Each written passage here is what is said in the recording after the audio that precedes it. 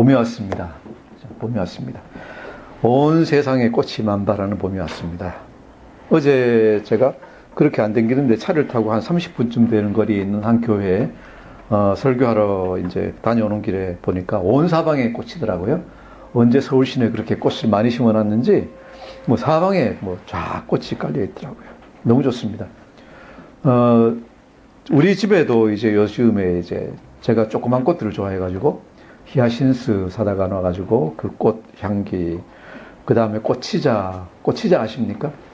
꽃치자 향기가 참 좋습니다. 꽃치자 향기, 이런 것들이 이제 향기가 만발합니다. 그런데 요것들은 이제 산 것들이고, 몇 년 된 이제 난 하나가 있습니다. 난초 하나 있는데 아주 길고 한 그런 하는데, 하나가 모르는 사이에 꽃대가 두 줄기가 올라와가지고 아주 힘차게 올라왔어요. 올라와가지고 아주 예쁜 꽃이 피고 있습니다.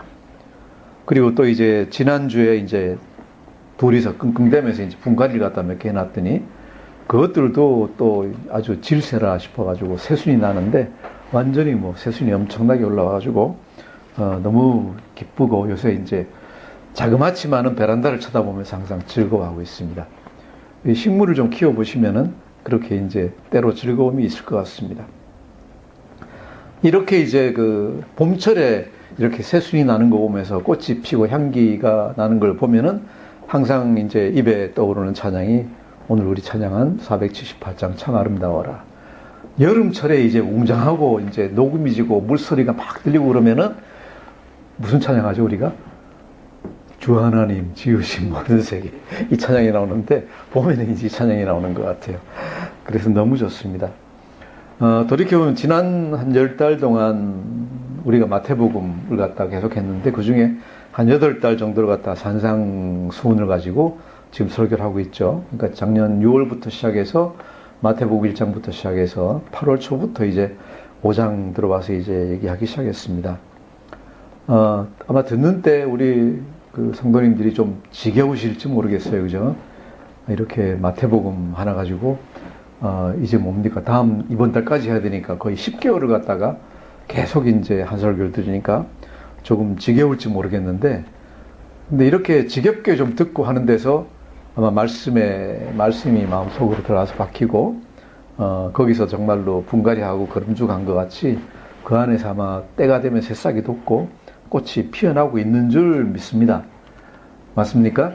예, 저는 그렇게 믿습니다. 어제 어디 가서 이제 설교를 갖다 했는데, 정말로 이 산상수훈, 특히 팔복에 심령이 가난한 자가 우리 믿음의 근본이 되어야 된다는 것 자체를 갖다가 인식을 못하고 있어요. 인식을 못하고 있고, 보통 생각하는 것들이 그리스도인도 인간인데 남이 나한테 잘못해주면 그냥 당연히 화를 내는 거고 성을 내는 거고, 그렇지 어떻게 그렇게 겸손하게 다 그런 걸 받아들이고 화 안 내고 할 수 있습니까? 라고 도리어 되묻더라고요. 그런 사람이 어디 있습니까? 그래서 제가 자신있게 우리 교회엔 그런 사람 많습니다 라고 제가 얘기를 했습니다. 맞죠? 그래도 적어도 그렇게 되려고 생각하고 그것이 맞는 거라는 걸 알고 그쪽으로 나아가시고 계시는 줄 믿습니다. 예, 이것이 이제 우리가 믿음 생활에서 해야 되는 것이라고 믿습니다. 그리고 제가 설교를 통해서 이루려고 하는 것도 정말로 하나님의 참된 말씀이 우리 여러분들의 심령 속으로 들어가서 정말로 이 싹이 돋고 이렇게 잎이 나고 줄기가 나가지고 꽃이 맺고 열매가 맺는 그런 놀라운 역사가 일어나기를 항상 강구합니다. 거기서 열리는 열매가 뭘까요? 성령의 열매가 맺힙니다. 성령의 열매는 맺히는 게 어디서부터 시작을 하는가 하면은 제일 처음 시작이 심령이 가난한 자, 깨어진 자부터 시작해서 성령의 열매가 맺는 줄 믿습니다. 그게 없으면은 참된 열매가 맺질 않습니다. 내가 잘났고 내가 모든 것을 다 하고 내가 무엇을 하는 그 상태에서는 성령의 열매가 잘 맺질 않습니다. 조금 맺는 것 같다가 그 다음에 또 돌아가고 하는 그런 이제 그 상태가 되는 줄 믿습니다. 오늘 말씀 제가 오늘 읽기는 7절부터 12절까지 우리가 같이 읽었는데 오늘 전할 말씀은 12절 한 가지입니다. 12절 한 절인데, 그러므로 무엇이든지 남에게 대접을 받고자 하는 대로 너희도 남을 대접하라 하는 말씀인데, 제일 처음 나오는 말씀이 뭐죠? 단어가 그러므로입니다. 그러므로라는 단어가 나올 때는, 성경에 나올 때는 항상 생각을 좀 해야 돼요. 그러므로라는 무슨 얘기예요? 그러므로라는 얘기는 앞에 무슨 얘기를 잔뜩 해놓고 그러므로라고 얘기를 하는 겁니다. 이 그러므로라는 단어는 어떻게 보면은 7절에서 11절, 7절에 11절, 그죠? 구하라, 찾으라, 두드리라 하는 이것을 갖다가 반영하는 걸 수도 있고, 아니면은 1절부터 시작해서 7장 1절, 비판하지 말라, 또 구하라, 이것을 다 합쳐가지고 인간관계 전체를 갖다 얘기하는 걸 수도 있고, 또 어떤 분들은 5장 18절 이후로, 그러니까 율법을 지킨다는 게 무엇이다, 율법이라는 게 어떤 뜻이다라는 걸 갖다가 전체 다 받아서 그러므로라고 얘기하고 있다라고 설명하는 분도 있습니다. 뭐 어찌됐든 간에 상관이 없습니다. 상관이 없고 그 전체를 갖다 우리가 앞을 보면서 생각을 하면 좋겠습니다. 이 말씀 자체만 놓고 보면은 이 말씀은 굉장히 유명한 말씀이죠. 그죠? 잘 모르는 사람도 그냥 황금률 그러면 그런 게 있다라는 걸 갖다 압니다. 황금률, 영어로 뭐죠? 골든 룰 그럽니다. 골든 룰. 뭐 별로 어려운 거 없어요. 영어 황금이 골든이고 률은 룰이니까 황금률 그러면 됩니다. 골든 룰로 잘 알려져 있습니다. 이 말씀에 이 황금률이라는 말이 별명이 붙은 것은 뭔가 하면은 AD 한 230년경에 로마 제국에 23대 황제가 있었어요. 세르베루스 황제라고 있었는데, 이분이 이제 로마 제국, 쓰러져가는 로마 제국을 갖다 되살리려고 굉장히 열심히 노력을 하다가 이제 나중에 젊어서 암살을 갖다 당했는데, 이분이 이제 행동 지침이 뭔가 하면 이거예요. 이 말씀, 무엇이든지 남에게 대접을 받고자 하는 대로 너희도 남을 대접하라. 그래서 이 말씀을 완전히 자기 심령에 새기게 해가지고 이 침실하고 거실에다 전부 다 황금으로 이 글자를 갖다 도들 새겨가지고 이걸 갖다 붙여놨어요. 그래서 그야말로 황금으로 만든 어떤 룰이라 그래가지고 황금 룰, 그 골든 룰이라는 별명이 붙었습니다. 자, 그런데 이와 비슷한 경우는 동서양을 막론하고 옛날부터 많이 있어 왔어요. 비슷한 말씀. 서양에는 보면은 토비트라는 이제 외경에도 있고, 그 다음에 랍비들도 이런 말을 갖다 많이 했어요. 우리 잘 아는 이제 바울 공부하면 나오는 랍비 힐렐이라는 랍비는 하는 말이 자신이 원하지 않는 것을 다른 사람에게 하지 말라. 그죠? 어떤 사람이 와가지고, 랍비여, 제가 기억해야 될 말씀을 하나만 좀 알려주십시오. 그랬더니 하는 얘기가 자신이 원하지 않는 것을 다른 사람들에게 하지 말라. 그리고 다른 모든 계명들은 그냥 부스러기이다.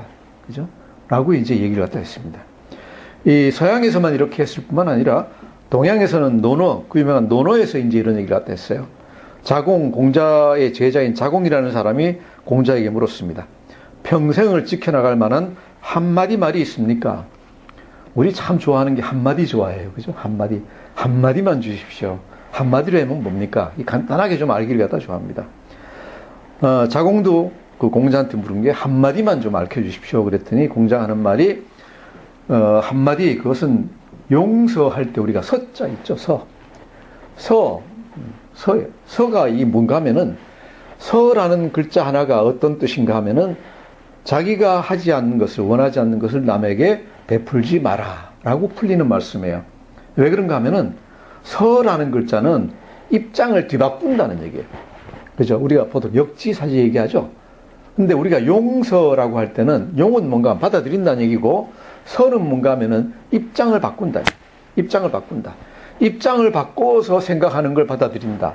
즉, 뭔가 하면 그래서 내가 원하지 않는 것을, 자기가 원하지 않는 것을 남에게 베풀지 말라 하는 걸로 이제 그 한자어로는 어렵습니다. 그것을 갖다 얘기했습니다. 그래서 공자도 이것을 갖다가 동양에서 이것을 갖다가 한마디로 얘기했을 때 우리가 지켜야 될 것, 기억해야 될 말씀이 이것이다라는 것이죠. 즉, 이 말씀은 다른 말로 하면은 한없이 다른 사람을 용서해라 하는 얘기입니다. 용서해라.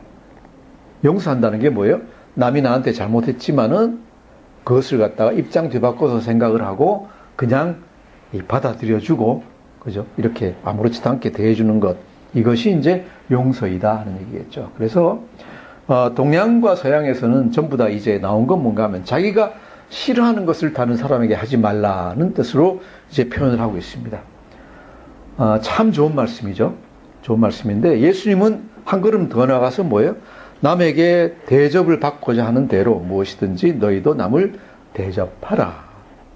즉 뭔가 하면은 싫어하는 것을 갖다가 하지 않는 것뿐만 아니라 너희가 좋아하는 게 있으면은 그것도 남한테 베풀어 줘라. 해서 긍정적인 해주는 것까지 더 넓혀가지고 얘기하셨죠. 하셨으니까 훨씬 더 이제 넓은 얘기예요. 넓은 얘기예요. 얼마 전에 이제 그 도울 김영옥이라는 분이 TV에 나와서 하는 걸 보니까 공자의 이 말씀이 훨씬 더 좋다. 뭔가 하면은 예수님을 해주는 걸 얘기했는데 공자는 안 해주는 거 얘기했는데 어떤 게 더 좋으냐? 안 해주는 게 더 좋다. 그러던데 너무 모르고 하는 얘기입니다. 기독교 공부했다는 분이 좀 똑똑하시고 그런데 너무 모르고 이제 함부로 얘기하는 것 같아요. 자, 그리고 그 다음에 붙여놓은 게 뭔가 하면 이것이 율법이요 선지자니라 그랬습니다. 율법이요 선지자니라 그랬을 때는 무슨 얘기죠? 예, 성경이란 얘기예요. 율법서의 얘기이고 선지서의 얘기이다. 즉 구약시대로 보면은 성경 전체를 갖다가 한마디로 요약하면은 이 말씀이다. 무슨 얘기예요? 무엇이든지 남에게 대접을 받고자 하는 대로 너희도 남을 대접해라. 이것이 율법이요 선지자이다 합니다. 이 말씀은 우리가 또 언뜻 바꿔보면은 어떤 말씀이에요? 예수님이 말씀하신 마태복음 22장에서 얘기하신 내 이웃을 내 몸과 같이 사랑하라 하는 것이 이것이 율법의 대강이다는 이 말씀하고 바로 통해요. 자, 그런데 이것을 이제 사람들은 너무 좋은 이제 생각이다. 너무 좋은 어떤 인생에서 지켜야 되는 어떤 덕목이다라고 생각을 해가지고 하나의 최고의 덕목, 윤리의 최고봉. 어떤 분은 얘기할 때 윤리의 에베레스트 산 꼭대기하고 똑같다. 라고 이제 칭찬을 갖다 하고 굉장히 좋게 생각을 해요. 좋게 생각을 했는데, 자, 이것을 갖다가 이제 하나의 어떤 윤리나 하나의 덕목으로 받아들이면은 얘기가 많이 이상해져요. 그리고 성경에서 이 자리에 이 말씀이 나와야 될 게 아니에요. 왜? 성경에서 지금 우리 예수님이 얘기하고 계신 것은 인간적으로 어떤 걸 갖다가 원리로 해서 뭘 갖다 해라 하는 말씀을 하고 계신 게 아니다 하는 얘기예요. 자, 이게 하나의 최고의 덕목이라고 하면은 어떤 세상의 다른 교훈들하고 차이가 없어요. 다 똑같아져요. 공자의 그 말씀이나 예수님 말씀이나 뭐 그게 그거, 랍비 힐렐의 말이나 다 그게 그겁니다. 그건데, 자, 그렇게 되면 어떻게 될까요? 이렇게 좋은 황금률이 있고, 그죠? 하나님이 주신 수많은 계명이 있고, 철학자들이 준 수많은 원리가 있고, 공자, 석가모니가 준 수많은 좋은 말씀이 다 있습니다. 맞습니까? 많이 있어요. 많이 있는데, 그 좋은 말씀이 우리를 변화시키고, 그 좋은 말씀이 세상을 변화시키고 있습니까?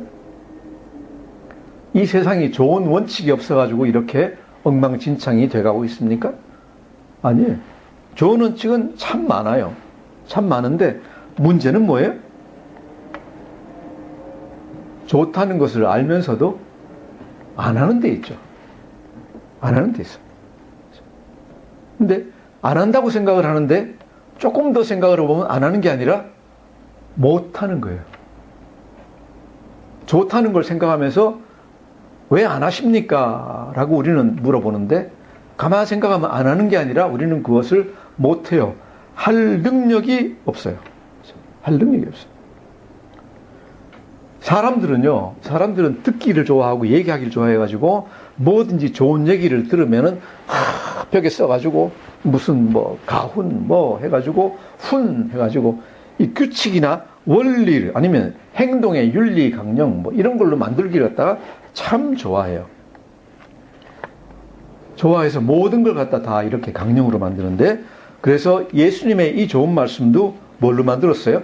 하나의 황금률, 도덕의 최고봉, 윤리의 최고봉으로 만들어 놓은 거예요.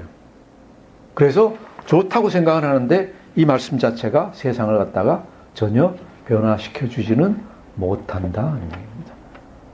이 말씀 자체만 가지고는 안 된다는 얘기예요. 그러잖아요. 우리가 본 것 같이 올바른 방법, 좋은 것을 갖다가 아는 것으로 만일 충분하고 규칙, 좋은 규칙을 정해주는 걸로 이 세상이 다 바뀐다 그러면은, 그죠? 뭐 성경이 뭐 필요 있겠어요? 알파고 시켜가지고 이 세상에 좋은 말씀 다 한번 모아봐 해가지고 그 중에 좋은 거 딱딱 골라가지고 세목 딱 정해놓고 알파고의 원칙 해가지고 딱 정해놓고 하면 그걸로 끝나지. 좋은 원칙 거기 다 있을 텐데. 그죠? 우리가 좋은 게 없어가지고 몰라서 안 하는 게 아니에요. 그죠? 우리가 만일 좋은 것은 다 할 거라 그러면은 알파고가 성경을 갖다 대신할 수 있을 거예요. 근데 그러지를 못하죠. 만일 그랬다면은 예수님이 이 세상에 오셔가지고 십자가에서 못 박히시고 또 죽으시고 부활하시고 이럴 필요도 전혀 없었어요. 가만 생각해 보세요.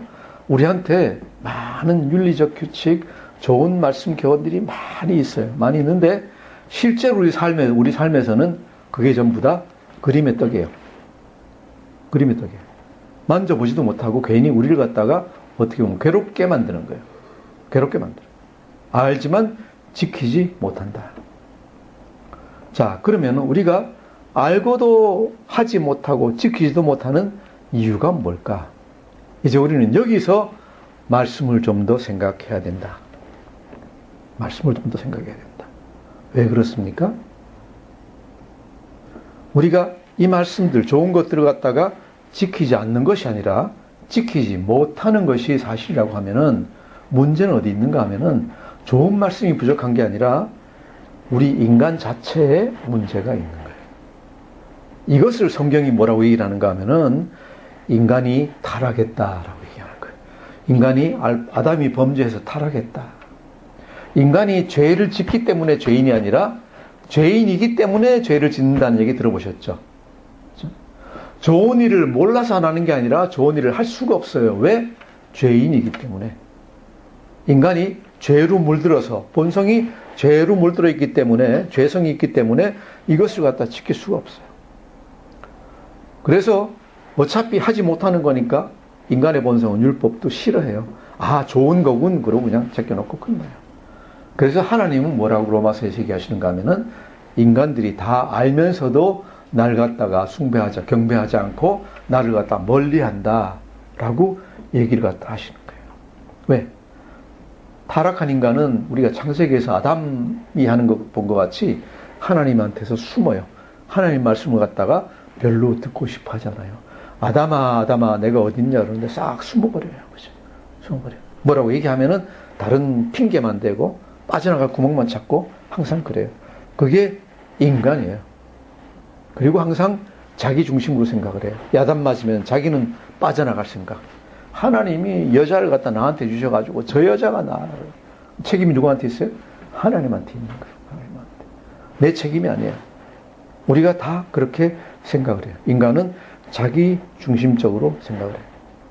그래서 이렇게 뭐 공자가 예를 들어 용서하고 아니면은 뭐 이 다른 사람에게 너희가 싫어하는 것을 다른 사람에게 시키지 말라든지 랍비 힐렐이 아무리 얘기하더라도 한두 번은 해요. 아, 그거 좋은 말씀이군. 한번 자리 바꿔서 한번 생각해 봐야지. 그래가지고 기분 좋을 때 한두 번 하는데 조금 피곤하거나 짜증나거나 기분 나빠지면 막 싹 다 잊어버리고 원래로 싹 돌아가는 거예요.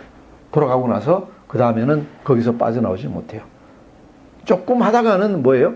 좀 더 피곤해져가지고 좀 더 나가는 것 같아요. 어떻게 보면. 전에보다 더 심하게 나빠지는 거예요. 그래서 이것을 갖다 성경은 인간이 자기 힘으로 의로워지지 못한다. 자기 힘으로 의로워지지 못한다. 또 성경에는 예수님 뭐라 그러셨는가 하면은 이 조금 뭡니까? 이 마음의 집을 갖다 좀 청소해 놨는데 그 청소한 데다가 뭐 좋은 걸 갖다 다시 집어넣지 않으면은 귀신이 몇 배나 더 기어 들어와요. 그래서 전에보다 훨씬 더 나빠진다라는 거예요. 이것을 갖다가 성경 말씀으로만 받아들이지 말고 한번 가만 생각해 보세요. 생각해 보면은 우리 자신이 항상 그렇게 매일같이 살고 있어요. 그잖아요? 말씀 좋은 말씀 듣고 아, 그렇게 살아야지 그러고 하루 정도는 살다가 하루 이틀 지나고 나면은 또 딱 그리로 돌아가 가지고 어떻게 보면 그 전에 못했던 것까지 더 뭉쳐가지고 더 하는 거예요. 그러다 보니까 이제 더 크게 이제 문제가 생기는 거예요. 자, 이것이 이제 세상, 일반적인 세상의 얘기예요. 자, 그러면은 우리 예수님이 여기서 우리 7장 12절에 주시는 원리나 계명은 세상의 처세술이나 아니면 원리하고 어떤 면에서 어떻게 다른가요? 어떤 면에서 어떻게 다른가요? 우리 예수님이 주시는 것은, 가르쳐 주시는 율법은 그 밑바닥에 항상 깔려있는 정신과 동기 자체를 갖다가 먼저 다루고 계세요. 그 근원 위에서 이 말씀을 갖다가 생각을 해야 돼요. 그죠? 여기에 무엇이든지 남에게 대접을 받고자 하는 대로 너희도 남을 대접하라 라는 말씀도, 이 말씀만 딱 띄어가지고 생각하면은 그냥 하나의 윤리 덕목에 불과해요. 그리고 그것은 우리가 지금까지 잠깐 본 것 같이 전혀 쓸모가 없어요. 왜? 누가 몰라서 안 합니까? 못하니까 안 하는 거지. 그래서 좋은 말씀은 들었지만은 금방 잊어버리고 못해요. 자, 그래서 이 말씀을 우리가 어떤 맥락에서, 어떤 문맥에서 봐야 되는가? 팔복 전체의 말씀과 그 안에서 봐야 된다는 거죠. 팔복 전체의 말씀에서 떨어뜨려서 볼 수는 없습니다. 왠가 하면은 이 일 자체가, 남에게 대접을 받고자 하는 대로 우리가 남을 대접하는 일 자체가 우리 인간의 본성으로서는, 능력으로서는 할 수가 없는 일이다. 원래 우리의 인간 본성으로는 할 수가 없는 일입니다. 그렇죠? 자, 그래서 그러면 문제는 무엇인가? 우리가 본 것 같이 인간은 타락해서 자기 중심적으로 이렇게 변해 있다는 거죠. 원래 하나님이 만들어주신 그 모습대로 있는 게 아니라 타락해서 자기 중심으로 다 변질되어 있습니다. 그러면은 어떻게 우리가 예수님이 말씀하신 이 계명을 갖다가 지킬 수가 있는가? 어떻게 자기 중심적인, 자기 타락한 상태에서 벗어날 수가 있을까? 그 방법은 우리가 항상 얘기하지만은 예수님을 바라보는 것밖에 없습니다. 거룩하신 하나님을 바라보는 것밖에 없다. 거룩하신 하나님을 바라보면은 우리가 처음에는 뭣도 모르고 별거 뭐 있어요? 아무것도 없습니다. 그죠? 성경을 우리가 처음 볼 때는 이건 뭐 별거 아니네. 난 이 정도면 나는 괜찮은 사람이야 라고 생각하는데 점점 더 깊이 들여다보기 시작하면은 여기저기 찔리기 시작해요. 여기저기 찔리기 시작해요. 처음에는 내가 조금 이제 시기 질투하고 하는 게 좀 잘못됐구나. 그래서 회개해야지. 그러다가 점점 더 보기 시작하면은 어느 순간 되면은 정말로 내가 내 자신 어떻게 할 수 없을 정도로 내가 죄악의 덩어리구나 하는 걸 갖다가 금방 깨달으시게 돼요. 뭐예요? 나는 영적으로 완전히 파산한 존재예요.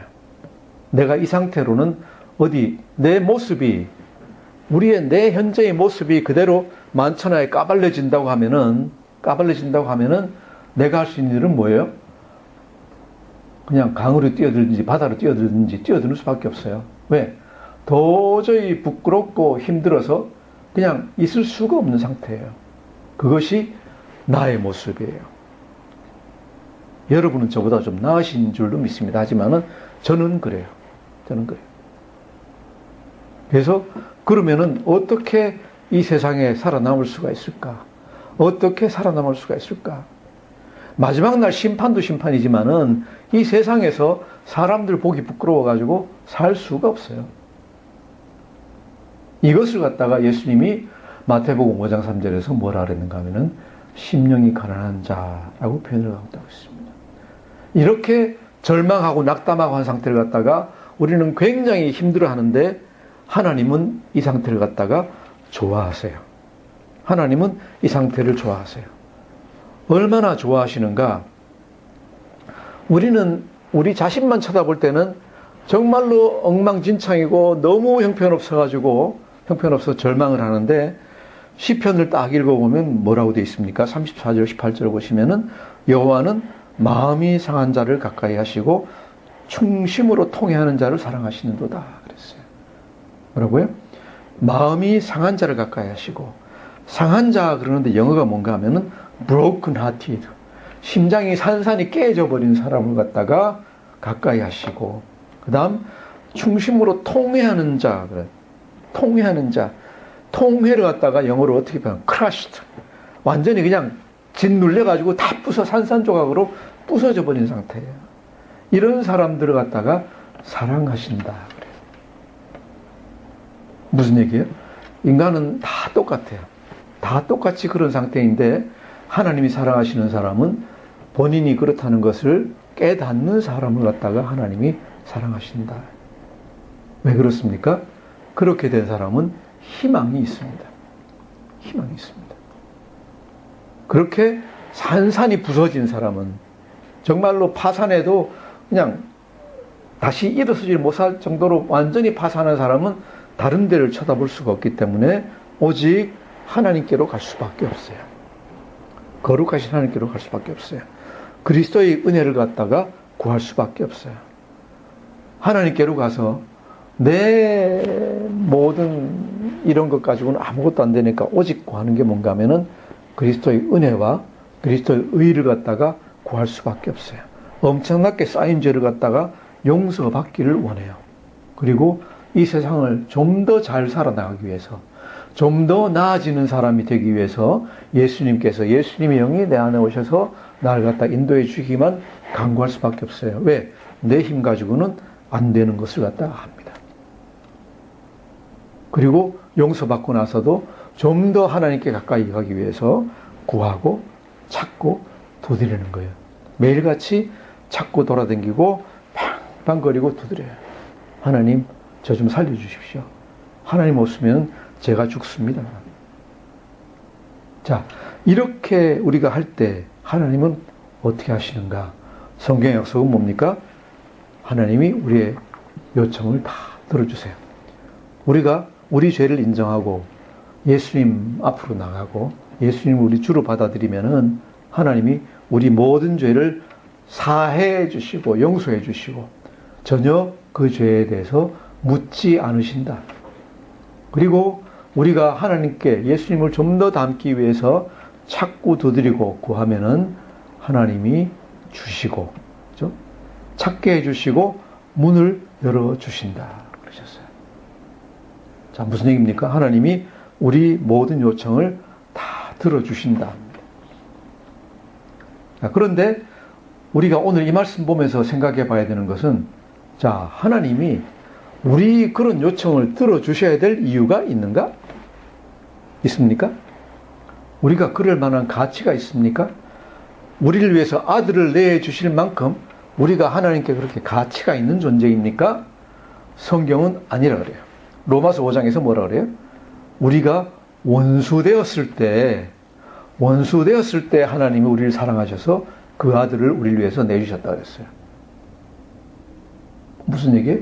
우리가 용서받고 하나님의 인도하심을 받고 은혜를 받는 것은 전혀 우리가 무엇을 잘하고 가치가 있기 때문에 그런 것이 아니다. 전혀 그런 것이 아니다. 뭘 하는 겁니까? 오직 은혜로 주시는 것이다.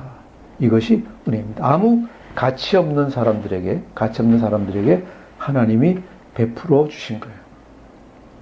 이 맥락 안에서 오늘 말씀을 다시 읽어야 돼요. 우리가 12절 다시 한번 같이 읽어보겠습니다. 12절 시작. 그러므로 무엇이든지 남에게 대접을 받고자 하는 대로 너희도 남을 대접하라. 이것이 율법이요 선지자니라. 아멘. 이 말씀이 무엇을 원하는가? 남에게 대접을 받고자 하는 대로, 이 말씀을 남에게, 다른 사람에게 대접받고 하는 사람 한 대로 너희도 다른 사람을 대접하라. 이렇게 평등하게 해석하기 시작하면은 해석이 안 돼요. 우리가 마태복음 22장 39절에 내 이웃을 내 몸같이 사랑하라 하기 전에 37절에서 예수님 뭐라 하셨어요? 내 주 하나님을 내 모든 힘과 마음과 모든 것을 다해서 사랑하라 그랬어요. 하나님을 사랑하는 그 사랑이 있기 전에는 내 이웃을 사랑할 수가 없어요. 그래서 이 내 이웃 사랑하는 것이 내 이웃이 너를 사랑하니까 너도 내 이웃을 사랑하라가 아니에요. 하나님이 너를 그만큼 사랑하니까 너도 하나님을 사랑하고 그 사랑으로 내 이웃을 사랑하라 해요. 자, 그래서 오늘 말씀도 무엇이든지 다른 사람에게 대접받고자 하는 대로 너희도 다른 사람을 대접하라 라고 얘기를 갖다 하면은 이 말씀은 다시 하나의 덕목, 하나의 윤리의 덕목으로밖에 안 돼. 그러면은 전체 팔복의 맥락 아래서 우리가 이 말씀을 어떻게 봐야 됩니까? 그러므로 무엇인지 너희가 하나님에게 대접을 받고자 하는 대로 너희도 이웃을 대접하라. 마태복음 22장 말씀하고 우리가 이걸 대를 지어가지고 보면은 너희가 하나님에게 은혜를 받고자 하는 대로 너희도 내 이웃을 대접하라요. 앞에 남은 하나님이고 위에서 받는 거고 뒤에 남은 이웃이에요. 받아서 주라예요. 그죠? 이것이 다른 성경의 말씀들하고 다 같이 통해요. 우리 주기도문에 뭐라 그랬어요? 네. 주기도문에 우리가 우리 이웃을 용서하는 것 같이, 이웃의 죄를 용서하는 것 같이 우리를 사해 주시고 라고 되어 있습니다. 그래서 우리 이 말씀도, 이 말씀 대접하는 것도 하나님과의 관계 그리고 사람과의 관계를 갖다 얘기하고 있습니다.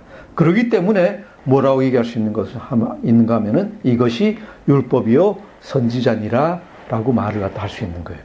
이해가 되시죠?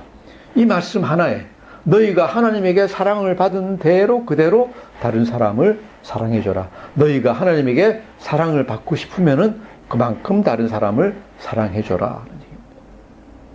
이것이 이 말씀의 본 뜻이다 라고 우리가 산상수훈 안에서 볼 수 있습니다.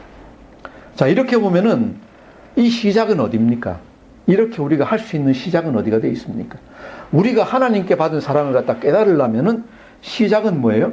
또다시 5장 3절이에요. 뭐예요? 심령이 가난한 자는 복이 있나니.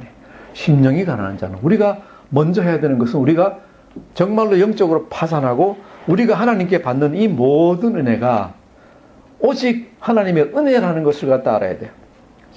봄에 이렇게 꽃이 피고 우리에게 즐거움을 주시고 향기를 주시고 새싹이 피는 걸 보면서 즐겁고 이 모든 것이 우리가 가치가 있어서 하나님이 주신 거예요? 아니에요. 하나님이 우리를 사랑하셔서 주신 거예요. 우리 자신이 무슨 꽃을 한 송이들 피울 수가 있습니까? 아무리 작은 꽃이라도 절대로 못 피워요. 하나님이 모든 걸 다 공짜로 주셨어요. 그 모든 걸 다 주셨는데 그 안에서 우리가 찍고 짰고 하면서 범죄하고 잘못하고 했던 모든 것도 하나님이 다 그냥 용서해 주셨어요. 우리를 사랑하셔서. 그 아들까지 주셨다고 얘기하잖아요. 주셨어요. 그런 은혜를 갖다 다 받았으면 이제 내가 그럼에도 불구하고 이렇게 형편없는 자인 걸 알면은 내 중심을 버려야 돼. 우리 다른 사람에게 하나님이 우리에게 주신 것 같이 주려고 하면은 내 중심 생각을 갖다 버려야 됩니다. 왜 화를 갖다 냅니까? 내 중심이기 때문에 그래요. 우리가 다시 얘기하지만은 나는 이 정도 되는 사람인데 나를 왜 대접을 안 해줘? 그러면 화가 나기 시작합니다. 그런데 나 뭐 아무것도 아닌 사람인데 날 갖다 때리니까 고맙군. 날 갖다 힘들여가지고 때려주니까 나한테 그만큼 관심이 있다는 얘기니까 좋군. 아, 왜 저렇게 나한테 자꾸 뭐 잔소리를 갖다 해서 할까? 저도 이제 갖다 잔소리 들으면 화가 날 때 있는데 왜 자꾸 저렇게 잔소리 할까? 잔소리 들을 땐 막 화가 나죠. 화가 나는데 잠깐 생각해 보면은 아이고 날 갖다 얼마나 아끼면 저렇게 잔소리를 할까 생각하면은 그냥 고마운 마음이 들어야 되는데 인간적으로 잘 안 돼요. 잘 안 되는데 하도 산상수훈 이렇게 하다 보니까 이제는 조금 글로 가는 것 같아요. 심령이 가난한 자는 복이 없나니. 정말로 이 한마디가 없으면은, 이것이 없으면은 아무것도 우리는 제가 보기 이루어질 수 없는 것 같아요.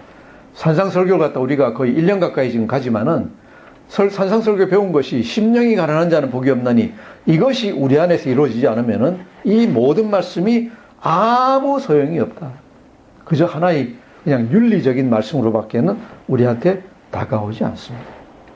우리한테 다가오지 않습니다. 하나님이 왜 마음이 상한 자를 갖다 그렇게 가까이 하시고 영적으로 심중으로 중심으로 통해하는 사람을 갖다 왜 사랑하시느냐?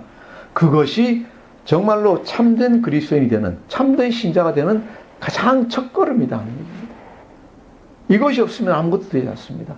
아무리 똑똑하고 아무리 뭐 잘하더라도 이렇게 자기 자신이 겸비하고 하나님 앞에서 낮아지지 않으면은 교만한 자가 되면은요 아무것도 하나님의 말씀이 들어가질 않아요. 그래서 이 아침에 다시 말씀드립니다. 이 좋은 아침에 이 모든 것을 갖다 우리가 받아들이고 우리가 참된 그리스도인이 되려고 하면은 가장 먼저 해야 되는 건 뭐라고요? 가장 먼저 해야 되는 것은 어떻게? 심령이 가난한 자가 돼야 된다. 정말로 내가 얼마나 형편없는 존재인지, 내가 얼마만한 죄인인지를 갖다가 다시 한번 깨달아야 된다. 이 말씀을 매일 아침 큐티하면서도 우리가 항상 생각을 해야 됩니다. 나는 정말로 하나님 형편없는 자입니다. 하나님 오늘도 많은 분들 통해서 저에게 은혜 주시니 감사합니다. 제가 다른 사람들도 하나님이 저를 대해주는 것 같이 대할 수 있도록 하나님 저를 인도해 주시고 지켜주시옵소서. 무엇보다 내 마음을 지켜주시옵소서 하는 이런 기도로 우리가 나가야 된다. 왜? 하나님 사랑이 없었으면요 우리는 아무것도 아니에요. 하나님 사랑이 없었으면 아무것도 아니에요. 내가 뭐인 것 같다, 내가 뭐다, 나는 이 정도다라는 생각을 갖다가 가장 먼저 버려야 됩니다. 그리고 뭐가 된다고? 나는 정말 심령이 가난한 자고 심령이 파산된 자이다. 남이 나를 갖다 어떻게 하더라도 나는 상관없다. 괜찮다. 그리고 거기서 더 나가서 해야 되는 것은 다른 사람이 원하는 것이 있으면은 내가 하나님이 나에게 해주신 것만큼까지는 못하더라도 내가 열심히 다해서 해주겠다 하는 이런 생각이 마음속에 들어가야지 우리가 정말로 하나님께 가까이 나갈 수 있다. 다시 말씀드립니다. 우리가 참된 그리스도인이 될 수 있는 가장 근본이 뭡니까? 한마디로 심령이 가난한 자가 되는 것. 그래서 예수님이 하나님 나라의 법을 선포하시면서 가장 처음 하신 말씀이 그것입니다. 심령이 가난한 자는 복이 있나니 천국이 저희 것이며. 무슨 말씀이에요? 그리스도인이 되는 가장 첫걸음은 심령이 가난한 자가 되는 것. 내가 죄인이라는 걸 깨닫고 그것도 형편없는 죄인이라는 것을 깨닫는 것이 가장 첫걸음이다. 그 생각이, 그 확신이 자기 안에 서지 않으면은 다른 복잡한 거 별로 생각하실 필요 없습니다. 그 말씀 계속 묵상하면서 거기서 나가는 게 제일 중요하다라고 제가 이 아침에 말씀드립니다.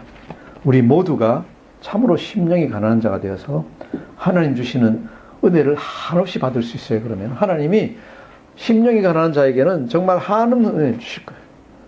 또 그리고 그 받은 은혜를 갖다가 다른 사람들에게 전부 다 전할 수 있는 그런 참된 그리스도인, 참된 전도자가 다 되시기를 이 아침에 축원합니다. 기도하겠습니다. 하나님 아버지 참 감사합니다. 그렇습니다. 우리가 어디를 보든지, 하나님 말씀 어디를 보든지 다 심령이 가난한 자가 할 수 있는 것이라는 것을 다시 한번 깨닫습니다. 이 아침에 우리가 정말 죄 지은 자로서, 죄인들로서 큰 은혜를 받고 매일매일 하나님의 사랑 없이는 살아갈 수 없다는 것을 깨닫고 항상 그 크신 하나님 사랑 의지하여서 모든 것을 다 할 수 있도록 인도하여 주옵소서. 예수님께서 명령하신 대로 이제 그 받은 사랑대로 우리가 다른 사람들을 선대할 수 있도록 하여 주시고, 다른 사람들이 싫어하는 것을 하지 않을 뿐만 아니라 우리가 받은 사랑을 또한 그들에게 전할 수 있도록 우리 한 사람 한 사람 인쳐 주시고 인도해 주시고 우리 마음을 붙들어 주시옵소서. 감사드리며 예수님 이름으로 기도드립니다. 아멘.